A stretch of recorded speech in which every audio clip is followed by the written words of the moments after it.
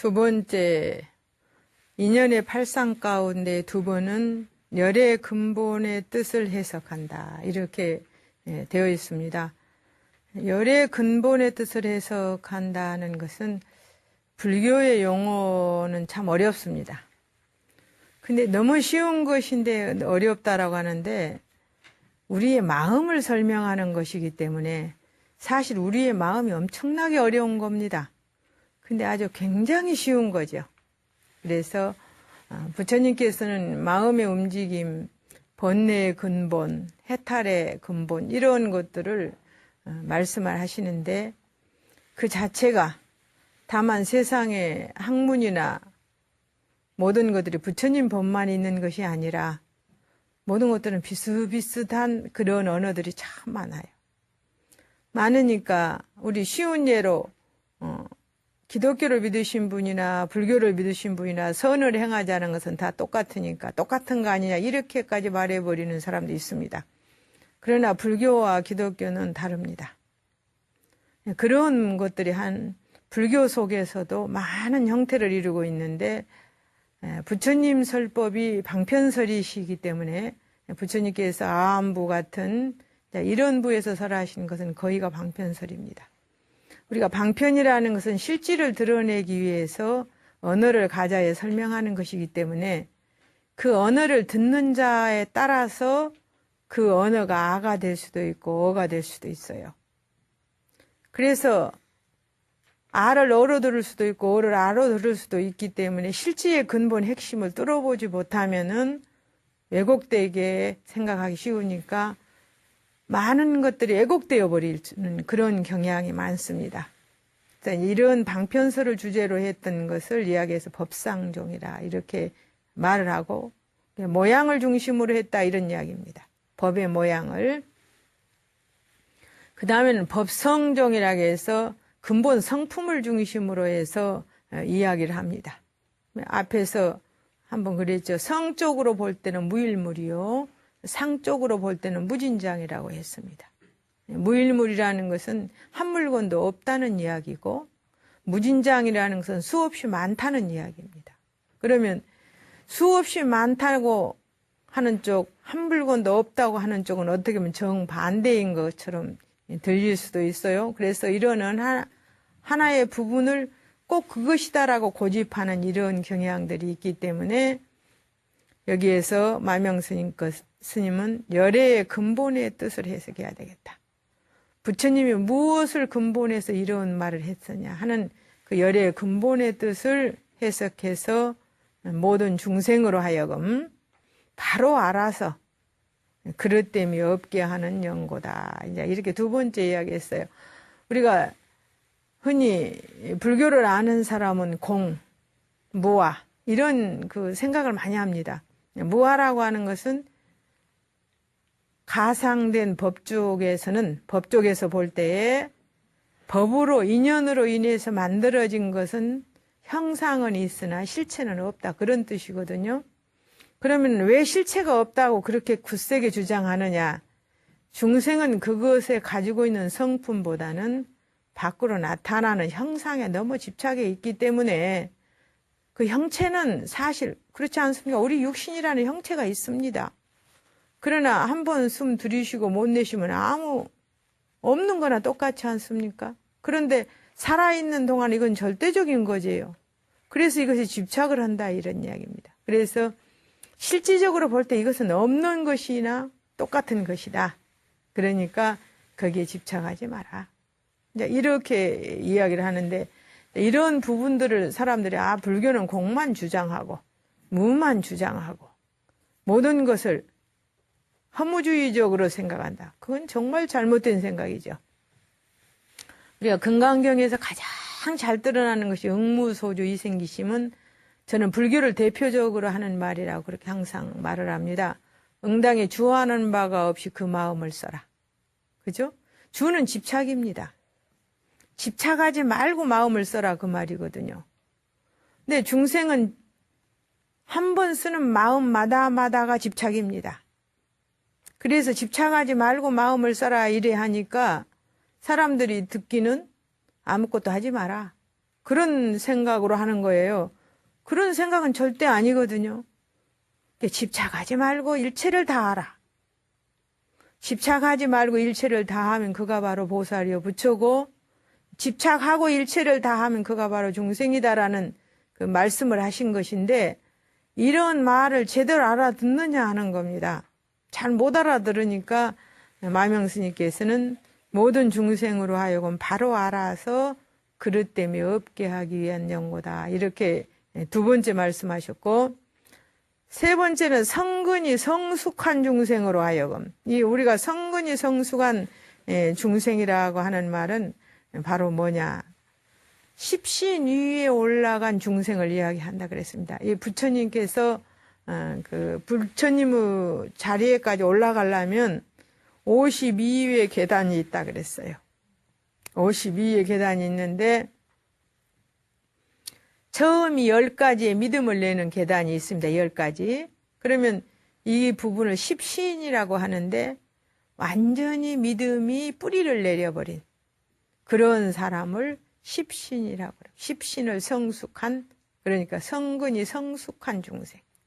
벌써 이 중생은 씨앗으로 있는 것이 아니라 나무로 말을 하면 땅에 뿌리를 받고, 그죠? 자라고 있습니다. 자라고 있기 때문에 이제는 자라는 일만 남았어요. 성근이 성숙하지 못한 중생은 아직은 씨앗이 땅에 떨어지지도 않았으니까 그걸 심을 건지 안 심을 건지, 또 심는다 하더라도 싹을 틔우고 뿌리를 내리기까지는 무한한 힘이 걸릴 거 아니겠습니까? 그러나 벌써 뿌리를 내려서 어느 정도 자란 그런 나무와 같이 사람의 마음 속에도 성근이 성숙한 중생, 십신을 지난 이런 중생을 성근이 성숙한 중생, 이렇게 말합니다.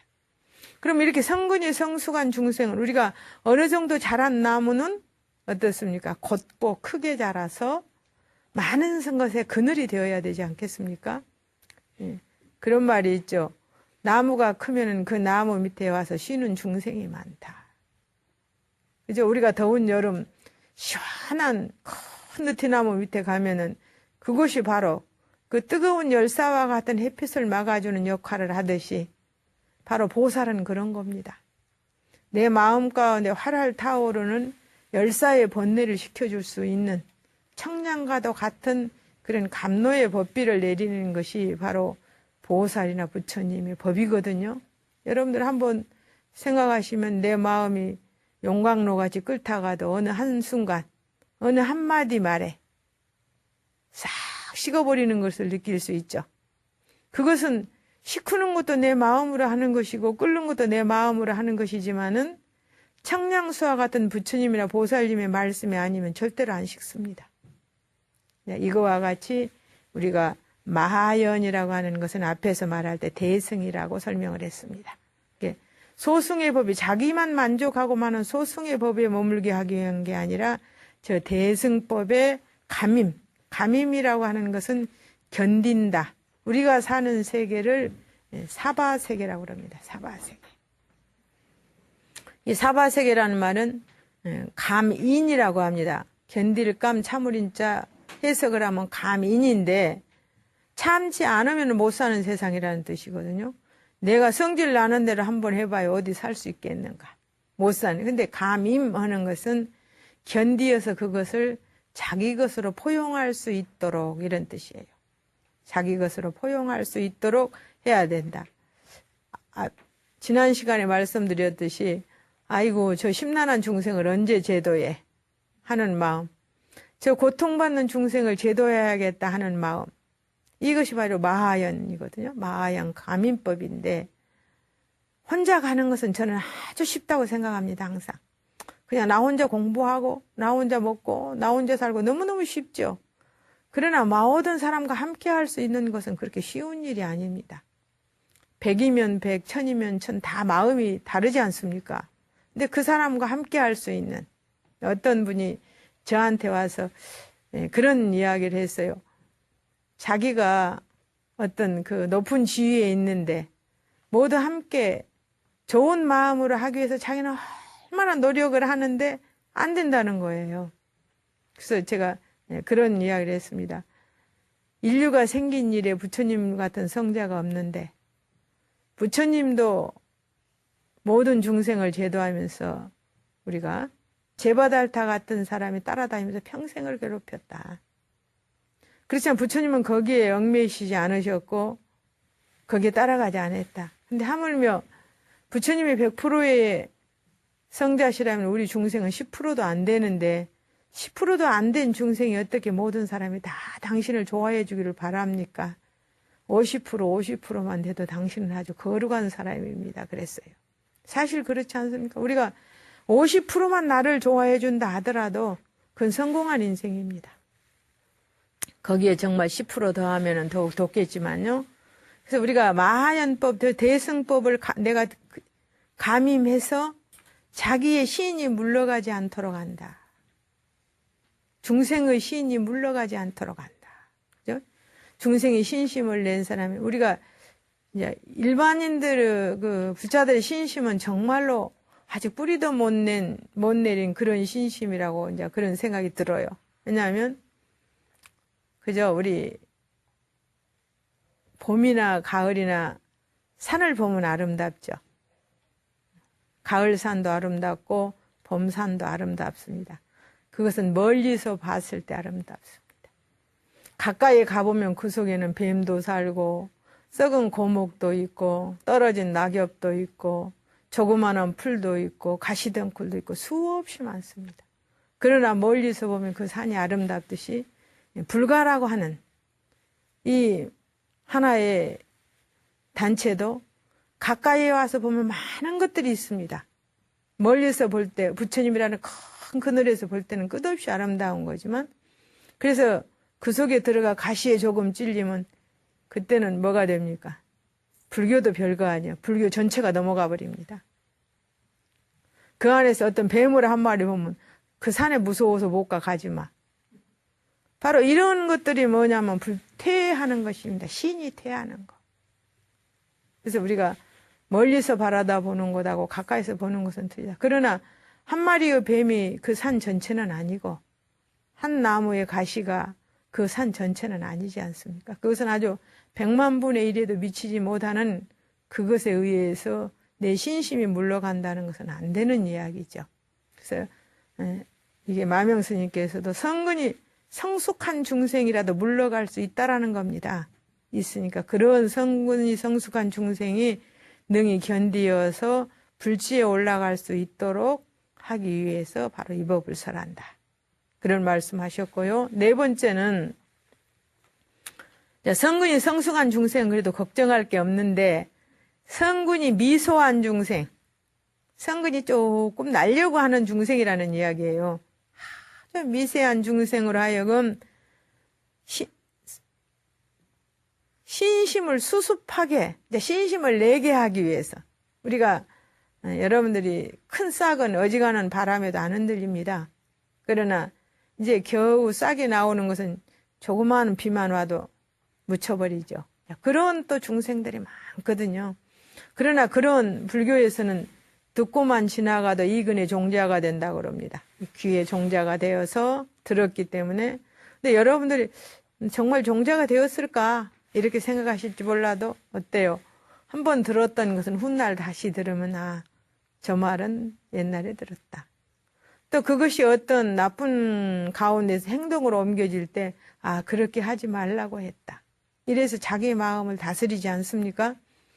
그러니까 이런 분들, 성근이 아주 미소한 적고 적은 중생을로 하여금 수습해서 신심을 내게 한 이런 의미로 또 했고, 다섯 번째는 방편을 보여서 그것도 안 되는 중생에게는 방편이 있어야 합니다. 방편을 보여서 악업장을 녹여야 돼. 악업장이라고 하는 것은 우리의 마음은 부처님과 똑같은 불성이 있다 그랬지 않습니까? 그러면 하늘에 구름이 끼어 있으면 햇볕이 제 빛을 발해야 하지 못해요. 또 더 많이 끼어 있으면 비가 와서 온 천하가 다 떠날라가 버리죠. 이게 뭐냐면 악업장입니다. 그러듯이 우리의 마음에도 악업장이 많으면 지혜롭지 못하죠. 지혜롭지 못하고 우치하면은 또 악업을 짓게 되는 그런 결과를 가져온다. 또 자기만 악업을 짓는 것이 아니라 악업을 짓게 되면 반드시 다른 사람과 연관이 됩니다. 혼자 악업을 지을 수는 없잖아요. 남을 해치게 된다라는 거죠. 그러면 똑같은 악업이 이루어지고 또 피해를 입게 되고 그러면 상대도 똑같은 악업을 짓게 되고 이쪽도 또 똑같은 악업을 짓게 되니까 그런 것들을 녹여야 돼. 녹여서 잘 그 마음을 보호해야 된다. 우리의 마음은 그대로 부처님이거든요. 어느 때 앉아서 한번 가만히 생각해봐. 내가 얼마나 대단한 부처님인가. 그리고 내가 얼마나 대단한 지혜로운 자인가. 그런 거 안 생각해 보셨어요? 참 저는 한번 생각하면 내가 굉장한 부처님이다. 번뇌가 하나도 일어나지 않을 때 얼마나 평화롭고 또 얼마나 자비롭고 그죠? 그러나 마음이 한번 상하면 하나도 안 보이죠. 중생이 안 보입니다. 그 순간은. 불쌍한 중생이 없다라는 이야기예요. 그래서 잘 그 마음을 두어해서 제일 우리가 여유일 것이 뭐냐면 치와 만이입니다. 어리석은 것과 만이라는 것은 잘났다는 생각이거든요. 하나도 잘난 거 없어요. 잘나기도 잘났죠. 여러분들이 운전하실 줄 알면 그냥 운전하고 길 잘 찾아가잖아요. 그럼 굉장히 잘났죠. 어떻게 그렇게 잘났는지 몰라요. 그죠? 저는 가끔 가다 그런 생각합니다. 아, 대단히 잘났다. 이거 안 가르쳐 주는데도 한 번은 가르쳐줬다고 이렇게 잘 찾아가는 거 보니까. 근데 우리의 마음 속에는 아주 티끌만한 선을 해도 많이 들어갑니다. 우월감이죠. 마음속에 자기도 모르게 우월감. 또 잘났다는 생각. 그러나 인간에게 가장 큰 적은 만입니다. 우리가 지가 잘난 척 하는 사람, 좋아하는 사람 하나도 없어요. 그래서 우리 절에 오면 절하시지 않습니까? 지신규명래.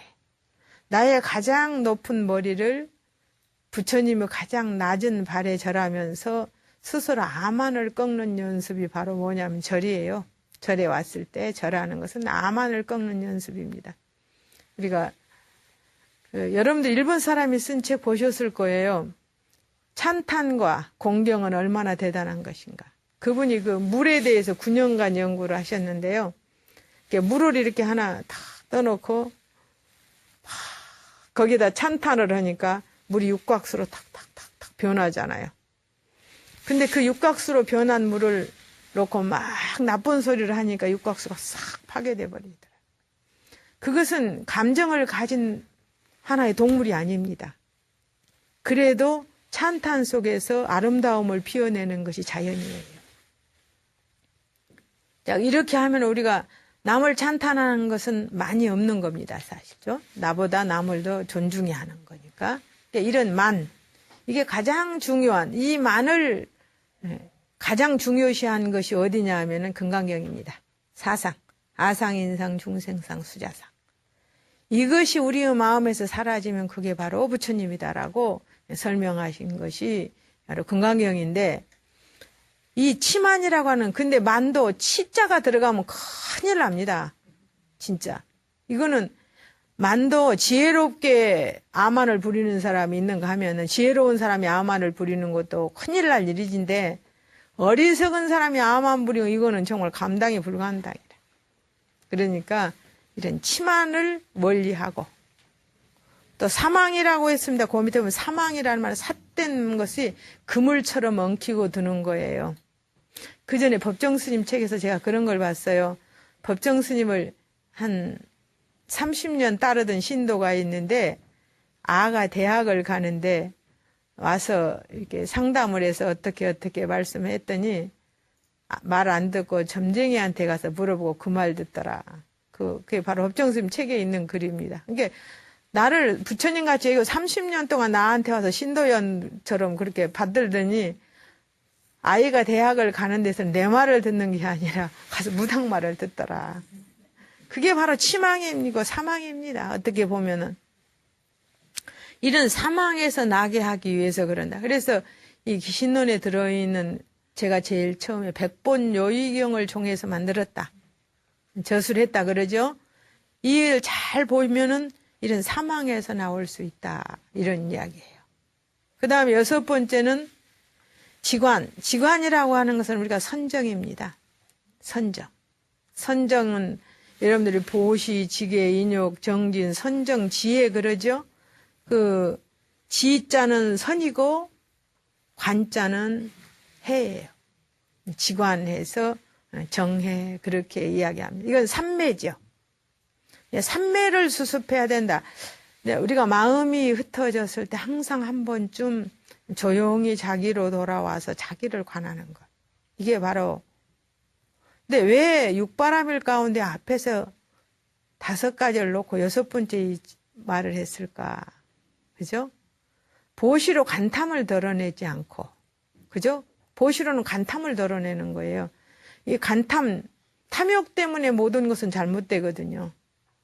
그러니까 보시로 간탐을 드러내고, 지계로 청정을 획득하고, 그죠? 인욕으로 자비를 키우고, 정진으로 해태를 물리치고 난 다음에 지관이 오는 겁니다. 그것을 물리치지 않으면은 지관이 오기가 어려워요. 마음이 고요해지기가 어렵다라는 이야기입니다. 마음이 고요해지지 않으면은 절대 지혜는 안 나와요. 여러분들이 출렁이는 파도가 어떻습니까? 조용해질 때 삼남한상이 그 속에 보여요. 여러분의 과거도, 여러분의 미래도, 여러분의 현재도 안 보이지 않습니까? 왜 안 보이냐? 내 마음이 출렁이기 때문에 안 보이는 거예요. 그러니까 이 출렁이는 마음, 이놈이 재워져야 되거든요. 이게 바로 그래서 그칠 지자를 써요. 지. 이 물이 고요하면 그 물 안에 모든 형상들이 다 보입니다. 너의 마음도, 나의 마음도, 나의 과거도, 나의 미래도, 나의 현재도. 보이면 어떻게 되겠어요? 우치하지 않겠죠. 앞에서 이야기했듯이 내가 미래를 볼 수 있다면 죽음을 왜 두려워하겠느냐. 내 마음 가운데 심어진 모든 종자가 다음 생에는 그대로 싹을 틔울 텐데. 그러면 무엇을 두려워하고 미래를 꿈꾸는 것이 아니라 현재 내 마음 가운데 종자를 심는 것이 우선이에요. 그게 바로 뭐냐면 보시, 지계, 인욕, 정진입니다. 불교를 잘못 아는 사람은 이 정진이라고 하는 의미는 부지런히 이런 뜻이지 않습니까? 부지런히 합니다. 뭘? 보시도 부지런히 하고, 지계도 부지런히 하고, 인욕도 부지런히 하고, 수행도 부지런히 하고, 정진도 부지런히 하고. 이 정진이 없으면 안 되는데, 그냥 놓아버리는 사람들이 있어요. 모두가 다 허무하고, 모두가 공인데 뭘 특별히 이렇게 말해버리면 그건 말이 안 되죠. 그렇게 되면 현재 그 몸, 그 마음 그대로 가지고 끝없는 생사윤회에서 허덕일 수밖에 없거든요. 그냥 부지런히 행복해지고 싶으면 부지런히 해야 됩니다. 보시, 지계, 인욕, 정진을 부지런히 해야 되는 거예요. 그래야 행복해지는 거예요. 그럼 행복이 뭐냐? 복이 생기고 지혜가 생기고 좋은 인연이 생기는 거 아닙니까? 좋은 인연 중에 가장 큰 인연은 선지식이라 그랬어요. 자, 이런 것을 우리가 지관을 수습해서 범부 이승의 심가를 대치한다 했는데 이 부분은 굉장히 어려운 이야기입니다. 범부 이승의 심가가 뭐냐면은 마음에 허물이 있어요. 이분들은 범부는 우리가 말을 할 때 우리와 같은 사람을 범부라 그러죠. 근데 이승은 앞에서 말한 성문이나 영각을 이승이라는데 성문, 영각, 이승이 분단 생사를 여의면, 분단 생사는 이제 명이나 우리가 생로병사 가운데 우리 생멸을 마음으로 여여버립니다. 거기에 안 걸려요. 안 걸리면 굉장히 어떻겠어요? 고요하겠죠. 생사가 없다면 여러분들 편안하고 즐겁겠죠. 안 되어 봐서 모르겠어요. 죽고 사는 것을 내가 이겨버렸다면 굉장히 편안할 거 아닙니까? 그러면 거기에 안주해버리는 것을 공무에 떨어진다 그래요. 안주하고 더 이상 안 나가요. 더 이상. 이런 것이 심과입니다. 내가 이제는 생사에 걸리지 않고 우리가 세상에서 가장 뭐가 어렵니 죽고 사는 건 제일 어려운 거예요. 뭐 보통 사람들 그러잖아요. 잘 있다도 뭐가 아파서 당신 뭐 얼마나 살겠어 뭐 세상이 무너지는 것처럼 난리가 나잖아요. 죽고 사는 게 제일 어려운 거겠죠. 근데 그런 부분에 벌써 뛰어넘을 수 있는 경지에 들어가면은 마음이 굉장히 편하죠. 편하면 거기 안주해버리는 거예요. 더 정진을 거듭해야 되거든요. 거듭해서 앞에서 말한 대승마하연법을 감임해야 돼요. 이제 중생과 함께 할 수 있는 더 큰, 그러나 여러분들이 세상을 살면서 보면은 내가 어떠한 환경을 당했을 때 여러분들은 그것을 한탄하죠. 반드시 그 환경을 당하면 그 괴로운 만큼 지혜가 생깁니다. 그렇지 않아요? 절대로 나쁜 것만 있는 건 아니라고 저는 생각해요. 반드시 거기에는 거기에 따르는 지혜가 생겨요. 그래서 다음에는 그런 것이 있다 하더라도 절대로 거기에 넘어가지 않습니다. 그래서 모든 것은 나쁜 것만 있는 게 아니거든요. 좋은 것도 함께 한다라는 거예요. 나쁜 것은 좋은 것을 함께 한다, 반드시. 그러나 좋은 것은 반드시 또 나쁜 것을 함께 합니다. 이제 이런 것들이 우리가 사는 하나의 원리이기도 하는데, 이래서 내가 어느 경지에 올라가면은 그곳에 집착해버리는 것도 심과가 되는, 마음의 허물이 되는 거예요. 그건 이승의 허물이죠.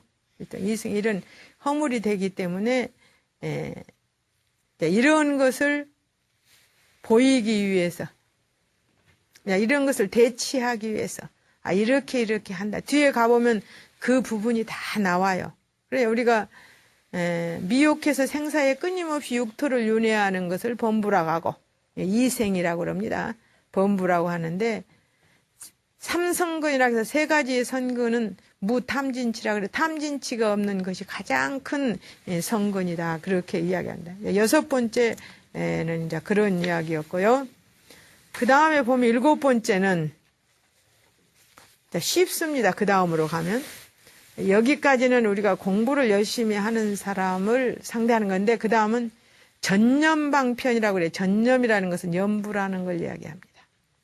그죠? 여러분들이 부처님 경을 본다거나 사경을 한다거나 참선을 한다거나 이런 것은 근기가 조금 수승해야 하는 것이고요. 그것도 안 될 때에는 염불만 부지런히 하셔도 됩니다. 그죠? 세상에 애워지지 않아, 아무리 들어도 모르겠어, 이런 이야기도 관세음보살만 열심히 하십시오. 나무아미타불만 열심히 하십시오. 이게 바로 전념방편이라는 거예요. 방편이라는 것은 관세음보살을 열심히 하다가 보면은 모든 잡된 망상이 탁 떨어져 나가버리고 마음이 관세음보살에 탁 꽂힐 때 삼매에 들어갑니다. 그래서 이것을 염불하는 것을 전념방편이라 그래요.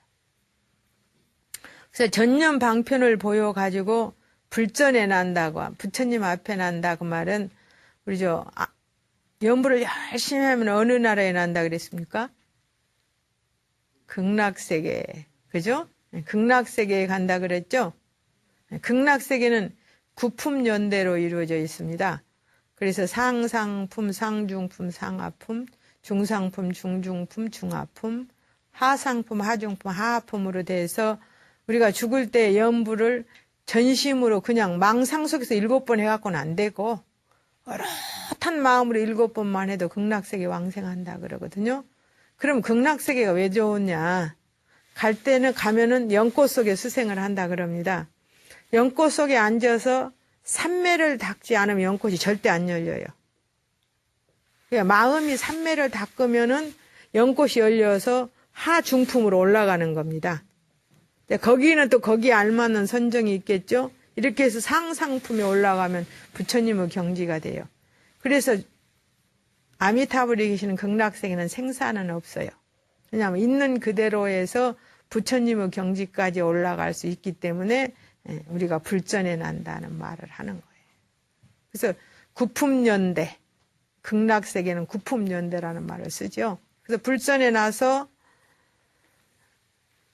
결정코 반드시 신심에서 퇴하지 않는다. 왜냐하면 극락세계에 가서 나면은 안 퇴하죠. 이것은 바로 우리가 말할 때 순후보로 환생할 때 좋은 인연을 만나서 퇴하지 않는다. 그런 이야기입니다. 네, 우리가 불교는 참 이렇게 보면 엄청나게 상근기는 금생에 성불할 수 있는 길이 있고, 중근기는 수행할 수 있는 길이 있고, 하근기는 연불만 부지런히 해도 생을 바꾸지 않고, 왜 이런 말을 하냐면 생사처럼 괴로운 것이 없으니까 생사에 다시 들지 않고 해탈의 경지로 올라갈 수 있는 이런 가지가지의 방편을 보이는 것이 불교예요. 그래서 마지막에 이제 전념방편. 이것도 하라 해서 또 안 하는 사람이 또 있을 거라 그 말이죠. 그 다음에 8번째 보면은 그때는 뭐를 해야겠습니까? 이익되는 일이 있다. 복 받는다. 그게 제일 알맞겠죠. 보통 중생에는 그게 제일 알맞는 말입니다. 현 사바세계 중생에 중근기쯤에는 알맞겠죠. 복 받는다. 그래 이제 이게 이익을 보여서 어떤 이익이 있는가를 보여가지고 부지런히 수행케 하는 것이니 이와 같은 등의 인연이 있기 때문에 그런 까닭으로 인원을 짓는다 그랬어요. 이와 같은 인연이 있기 때문에. 예, 여러분들이 이 가운데 나는 어디에 해당하는가 한번 그죠? 나는 어디에 해당하는가. 근데 이렇게 고루고루의 방편을 가지고 부처님께서 말씀을 하셨지만 우리가 이게 어느 경전에 어떻게 되어 있는지 하나도 모르잖아요. 근다고 그래서 팔만대장경을 다 섭렵할 수도 없고 그러니까 그 요점만을 가지고 바로 마명스님이 이렇게 논을 짓는 겁니다. 8가지로. 그래 앞에 지금 처음에부터 한번 이렇게 쭉 보시면 무로 가로되 무슨 인연이 있으므로 이 논을 설하는고 그러니까 답하야 가로되 이 인연이 8종류가 있으니 이런 어떤 것이 8종류인가? 첫째는 인연 총상이니 이것은 이제 이 전체를 말하는 거죠. 총상이니 말을 하자면 중생으로 하여금 일체 고를 여의고 구경락을 얻게 함이언정 세간의 명예나 이급과 공경을 구하는 것이 아니고 두 번째는 열애의 근본의 뜻을 해석하야. 열애의 근본의 뜻은 어떤 것인가를 해석하야 모든 중생으로 하여금 바로 알아서 그르침이 없게 하고자 하기 위한 연고이고 세 번째는 성근이 성숙한 중생으로 하여금 앞에서 말한 십신의 위치에 올라가서 벌써 마음에 시인의 뿌리가 완고히 박힌 그죠? 저는 항상 그럽니다. 신심이 있어야 된다. 그것은 뿌리가 박힌 나무는 비바람이 치더라도 설령 가지가 부러지더라도 뿌리가 살아있기 때문에 비바람이 그치면 다시 가지가 난다. 그러나 뿌리채 뽑혀버린 나무는 비바람이 그쳐도 절대로 싹이 나지 않는다. 어렵고 힘든 일이 있다고 해서 절대로 신을 버리지 말라. 그런 이야기를 하거든요. 그러듯이 성근이 벌써 성숙했다 하면은 대승 마음을 내야 돼. 대승법의 마음을. 그러니까 여러분들 대승법의 마음은 한 가족이 4명 살면은 3명을 제도하는 것도 대승포살입니다. 사실 남편도 제도하고 자식도 제도하고 이렇게 해서 바로 진리가 무엇인가를 가르쳐주는 거기서부터 하나하나 해가는 거예요. 가장 가까운 인연부터. 부처님도 그러지 않으셨습니까? 부처님은 부처님 아버님 정반왕의 형제가 사형제이신데 그 사형제의 태자들까지 전부 다 그 스님을 만들었습니다. 만들고 마지막에 정반왕이 그 부처님의 이북동생이 있어요. 난타라고 하는 이북동생이 있는데 그 이북동생을 마저 출가를 시키려고 하니까 정반왕께서 그러십니다. 하나만 남겨서 이 나라를 맡기면 안 되겠느냐. 그게 부처님 그러셨어요. 수천만 겁이 지나도록 부처님이 이 세상에 나기는 어렵고 부처님이 이 세상에 날 때가 아니면 생사를 면할 수 있는 길이 쉽지가 않습니다. 이 나라는 얼마든지 있으면 나라를 다스릴 왕은 얼마든지 있습니다. 그러니까 부왕께서 놓으소서 이런 말을 해요. 그래서 마지막 난타를 출가시키지 않습니까? 그리고 나서 정관왕 스스로도 부처님 제자가 되셨습니다. 예, 우리가 정법을 만나서 생사를 해탈할 수 있다는 것은 그렇게 쉬운 일이 아니에요. 근데 내가 정법의 전도사가 되는 것이 마하연입니다. 대승보살이에요. 대승보살. 그러면 그 전도사가 되어서 그 사람들에게 부처님 법을 전하고 그 사람들이 대승으로 올 수 있는 길을 계속 이끌어 준다는 것. 이것은 바로 그게 보살입니다. 다른 거 보살 아니에요. 이게 내가 아는 만큼 남에게 가르쳐서 남이 대승심을 낼 수 있도록. 그러면 부처님은 이런 그 부분을 열반경 같은 데서는 그렇게 말씀하시고 역시 법화경에도 그런 말씀하세요. 한 자루의 촛불이 또 한 자리에 옮기고 또 한 자리에 옮기고 또 한 자리에 옮기면 본 촛불도 그대로이지만 수많은 촛불이 세상을 밝힐 것이다. 그러면 내가 한 사람한테 옮기면 우리는 또 둘이 되지 않습니까? 또 둘이 그 다음에 넷이 된단 말입니다. 넷이 여덟이 됩니다. 이런 식으로 계속 그것은 불교를 펴기 위한 것은 아닙니다. 바로 모든 중생을 선으로 옮겨서 고통에서 제도해 주기 위한 것입니다. 이게 바로 마하연법입니다. 근데 이 법을 감임할 수 있느냐 이런 이야기죠. 지고 나아갈 수 있느냐. 감임해서 신에서 태하자. 네 번째는 또 그 다음에 성근이 미소한데 적은 중생으로 하여금 신심을 수습케 하기 위해서. 그 신심이 안 물러가게 하기 위한 것이고 다섯째는 방편을 보여가지고 악업장을 녹이고 악업장을 우리 녹이지 않으면 괴롭습니다. 녹이고 잘 그 마음을 보호해서 치와만을 원리한다. 이 치와만, 이 어리석은 것처럼 무지한 건 없어요. 또 잘난 척 한 것처럼 힘든 것도 없습니다. 그런데 치만이 합쳐지면 진짜로 어렵습니다. 치만을 원리하고 사망에서 나오게. 이 사망이라는 게 얼마나 무서운지 그물 같아요. 진짜. 거기 한 번 걸린 사람 못 나오더라고요. 아무리 끌어내려고 해도 안 나와져요.